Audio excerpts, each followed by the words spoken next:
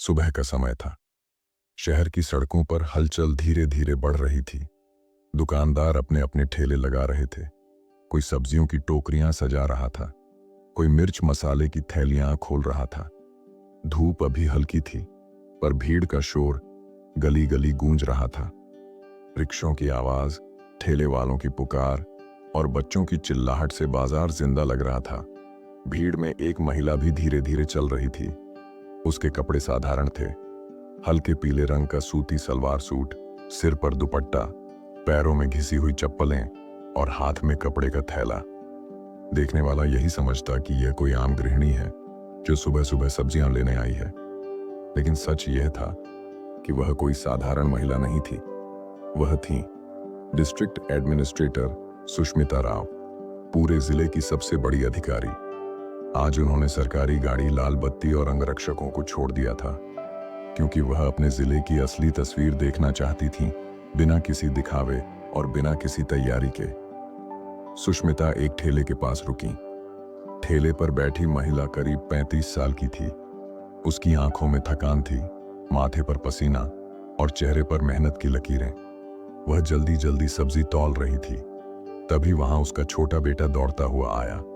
उसने मां का हाथ पकड़ते हुए कहा, अम्मा, स्कूल चलो ना, देर हो रही है, टीचर गुस्सा करेंगे। महिला ने सब्जी तौलते हुए कहा, बेटा थोड़ा इंतजार कर, ग्राहक सब्जी ले लें, फिर मैं तुझे छोड़ दूंगी। बच्चा जिद करने लगा, नहीं अम्मा, अभी चलो, वरना गेट बंद हो जाएगा। यह दृश्य देखकर सुष्मिता का दिल भर आया। उन्होंने मुस्कुराकर कहा, बहन, आप आराम से सब्जी बेचो, मैं इस बच्चे को स्कूल छोड़ देती हूं। महिला हक बकाकर बोली, नहीं दीदी, आप क्यों तकलीफ करेंगी। लेकिन सुष्मिता ने बच्चे का हाथ थाम लिया और कहा, तुम चिंता मत करो, ये बच्चा मेरा भी है।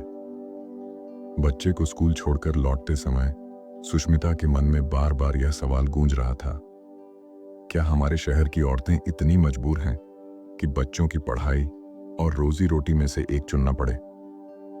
इसी बीच बाजार में मोटरसाइकिल की गड़गड़ाहट सुनाई दी। एक आदमी सादी ड्रेस में पर रौबदार अंदाज में उतरा। यह था इंस्पेक्टर अरविंद चौहान। उसने ठेले के पास आकर कहा, आधा किलो टमाटर, 1 किलो आलू और आधा किलो भिंडी, जल्दी। महिला ने जल्दी जल्दी सब्जी तौली, लेकिन जैसे ही उसने थैला बढ़ाया, अरविंद बिना पैसे दिए मोटरसाइकिल स्टार्ट करने लगा। सुष्मिता ने हैरानी से पूछा, बहन, ये पैसे क्यों नहीं दे रहा। महिला की आंखें झुक गईं। धीरे से बोली, दीदी, ये रोज ऐसे ही ले जाता है, पैसे मांगती हूं तो धमकाता है, कहता है तेरा ठेला जब्त करवा दूंगा। सुष्मिता का खून खौल गया। उन्हें यकीन नहीं हुआ कि कानून का रखवाला ही गरीब का सबसे बड़ा लुटेरा बन चुका है। उस रात सुष्मिता को नींद नहीं आई। वह बिस्तर पर करवटें बदलती रहीं। उनके कानों में वही औरत की बातें गूंज रही थीं, वही मासूम बच्चा और इंस्पेक्टर का घमंडी चेहरा। उन्होंने मन ही मन ठान लिया, अब और नहीं, इस अन्याय का अंत करना होगा। अगली सुबह सुष्मिता ने अपना रूप बदल लिया। उन्होंने गांव की औरत का भेष बनाया, सादा कपड़े, सिर पर पल्लू, हाथ में पोटली। अब कोई पहचान नहीं सकता था कि ये जिले की सबसे बड़ी अधिकारी हैं। वो उसी ठेले पर पहुंची और सब्जी वाली से बोली, आज तुम घर रहो, ठेला मैं संभालूंगी। महिला ने घबरा कर कहा, लेकिन दीदी, अगर इंस्पेक्टर आ गया तो।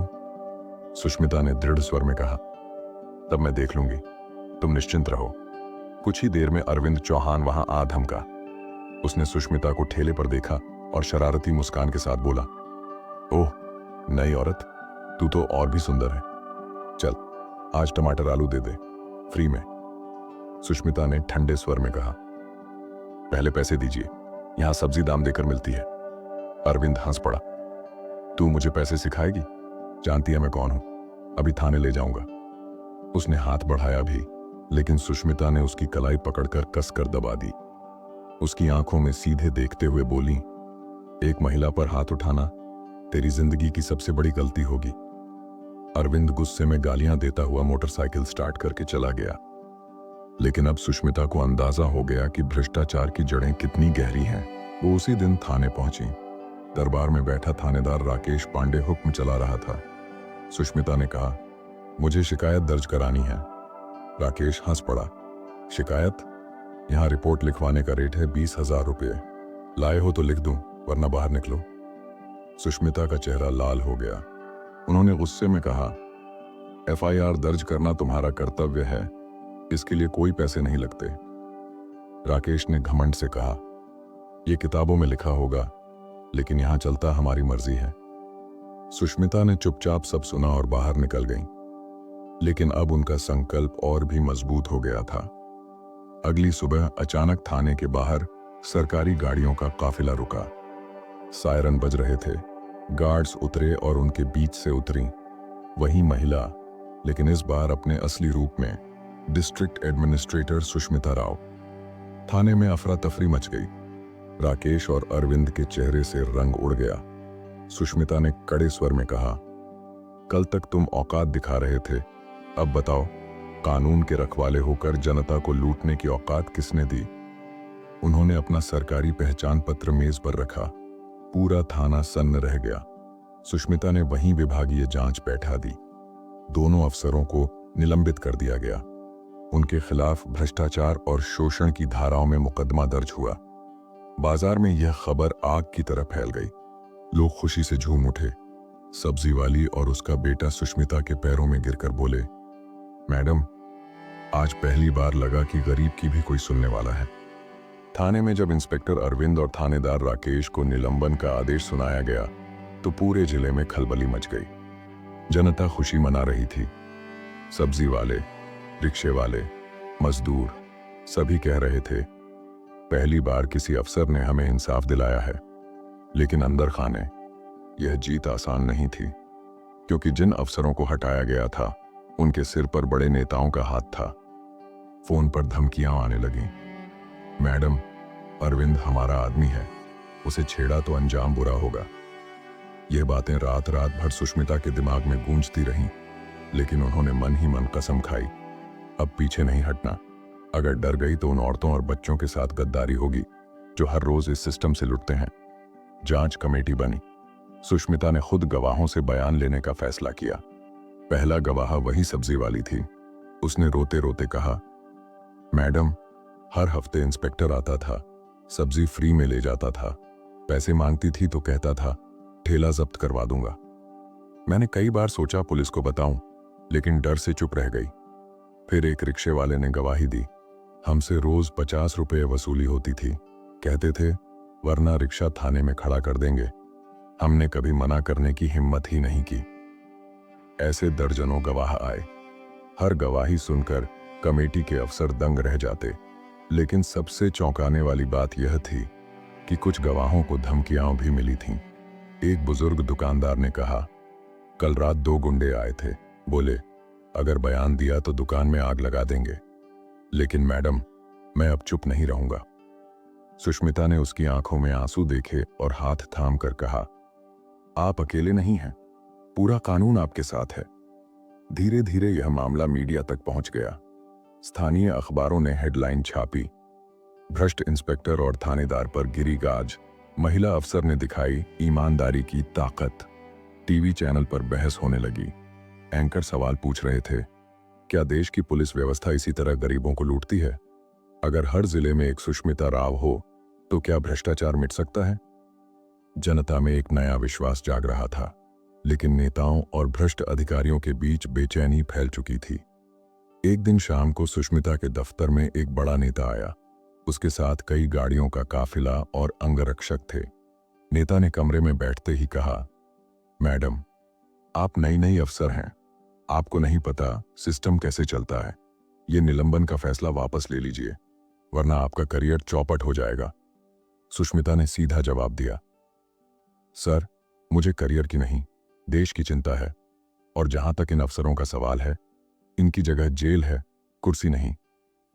नेता ने गुस्से में कहा, बहुत जल्दी समझ जाओगी, सिस्टम से टकराने वाले टिकते नहीं हैं।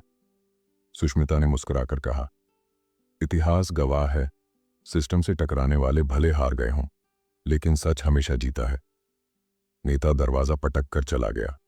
लेकिन अब सुष्मिता जान गई कि उनकी लड़ाई सिर्फ दो अफसरों से नहीं बल्कि पूरे भ्रष्ट तंत्र से है। जांच रिपोर्ट पूरी हुई और मामला अदालत में पहुंचा। कोर्ट में गवाही, सबूत और तर्कों का लंबा सिलसिला शुरू हुआ। अरविंद के वकील ने कहा, मेरे मुवक्किल पर लगे आरोप झूठे हैं, ये राजनीतिक साजिश है, कोई ठोस सबूत नहीं है। लेकिन सुष्मिता ने सबूत पेश किए, रिकॉर्ड किए हुए गुप्त वीडियो, गवाहों के लिखित बयान और वसूली की रसीदें।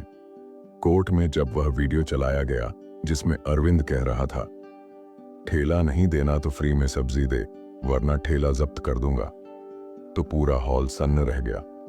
जज ने गुस्से में कहा, यह अधिकारी कानून की रक्षा करने के बजाय जनता का शोषण कर रहा था। अदालत इसे बर्दाश्त नहीं कर सकती। जैसे जैसे केस आगे बढ़ा, जनता खुलकर सुष्मिता का साथ देने लगी। सैकड़ों लोग कोर्ट के बाहर इकट्ठा होते और नारे लगाते, सुष्मिता राव जिंदाबाद, भ्रष्टाचार मुर्दाबाद।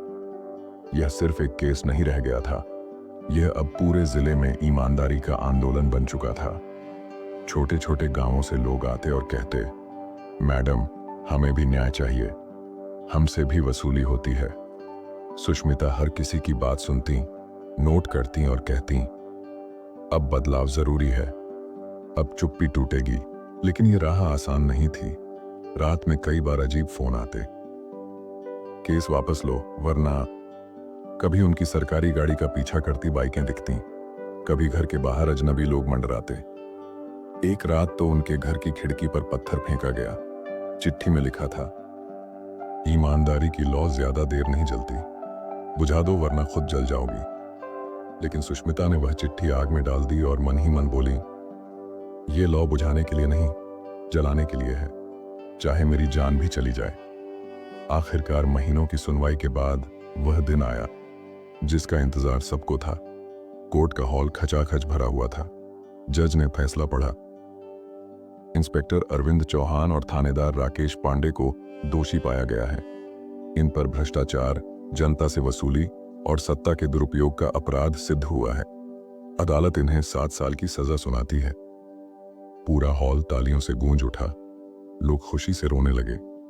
सब्जी वाली महिला और उसका बेटा दौड़कर सुष्मिता के पास आए और बोले, मैडम आज आपने हमें नई जिंदगी दी है। सजा के बाद पुलिस विभाग में सुधार शुरू हुए। अब रिपोर्ट लिखाने के लिए पैसे नहीं मांगे जाते। रिक्शे वाले चैन से काम करने लगे। बाजार में सब्जी वाले कहते, पहले डर में जीते थे, अब इज्जत से जीते हैं। सुष्मिता ने अपने अफसरों से कहा, भ्रष्टाचार सिर्फ कानून से नहीं मिटेगा, दिल से मिटाना होगा। हर अफसर को यह समझना होगा कि वह जनता का सेवक है, मालिक नहीं। धीरे धीरे जिले का माहौल बदलने लगा। लोग ईमानदारी की मिसाल देने लगे। अगर हर जिले में एक सुष्मिता राव हो जाए तो देश बदल सकता है। सुष्मिता की यह जंग सिर्फ 2 भ्रष्ट अफसरों से नहीं थी। यह जंग थी लालच बनाम ईमानदारी की। यह जंग थी भय बनाम साहस की। और यह जंग साबित कर गई कि अगर एक इंसान भी सच्चाई की राह पर डट जाए तो पूरा तंत्र हिल सकता है। दोस्तों, अगर आपको यह कहानी पसंद आई और दिल को छू गई तो इस वीडियो को लाइक जरूर करें, अपने दोस्तों और परिवार के साथ शेयर करें ताकि सच और ईमानदारी की यह कहानी सब तक पहुंचे। और हाँ, हमारे चैनल को सब्सक्राइब करें, साथ ही बेल आइकन दबाएं ताकि हमारी अगली कहानियां आप सबसे पहले देख सकें।